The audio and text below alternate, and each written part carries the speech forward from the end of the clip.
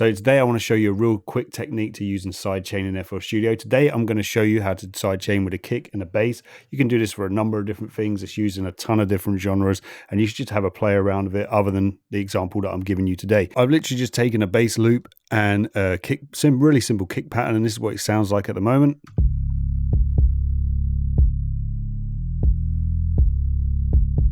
As you can see with these two kicks here, you can really tell that there's some sort of clashing going on. There's a muddiness going on within our mix. So what we want to do is we want to use this sidechain to make the kick punch through into the signal of the bass. So here in the mixer, I've sent the kick to a channel and I've sent the bass to a channel. And first off, to set up this sidechaining, what we need to do is go down here to the bass. We'll make sure we've got the kick selected. We want to go down to this arrow here, right click, sidechain to this track. And now you'll see a little wire that's been placed linking the two from the kick into the bass.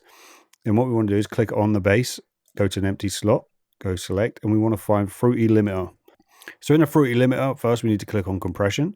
Then we need to come over to this box saying sidechain, right click, and select the kick. Now, if we push play, nothing is going to happen. What we need to do is now we need to play around with these three knobs here, mainly the threshold and the ratio. So the threshold is setting the limit of how far that our kick is going to be punching or ducking out our bass sound. So if we applied just the threshold like here and we push play, nothing's happening. We need to link that with the ratio. So now this ratio is going to be how much compression we're going to apply. So if we play, you'll see as the more I push up the threshold, the further down that kicks in or ducks out.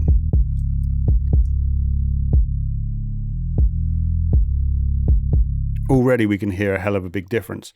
So if we go back to the mixer and I take off the limiter,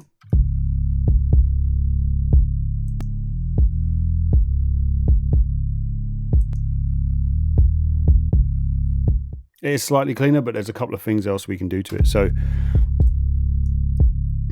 we can now adjust with the attack and sustain and the release. So the attack, I want it to be quite punchy on this one anyway. If we drop the release down a little too much, we're going to get distortion that can be reflected, as you can see here, and you can hear it. So you don't want to bring the release down too much, or otherwise you will get some distortion. If we increase the sustain, you're going to see the curve on how long. As you can see now how we've changed from being quite sharp on that outward, it's sustaining out. And then the same applies to the attack as well. You don't really need to play around with the knee. You can do it, it's just creating a more of a smoother line. So let's have a quick listen to before and the after. So this is before.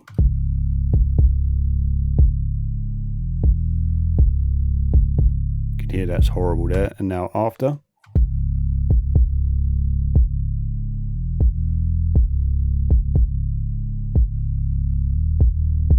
That's a lot cleaner, a hell of a lot cleaner. So there you have a nice easy setup for doing sidechaining in FL Studio. There is another tip though.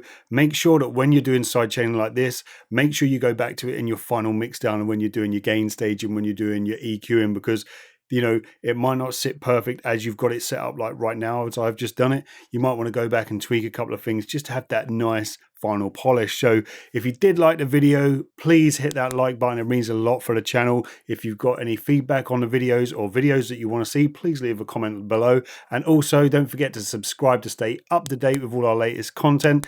I am eman47, sonicallys.com. Thanks very much for watching.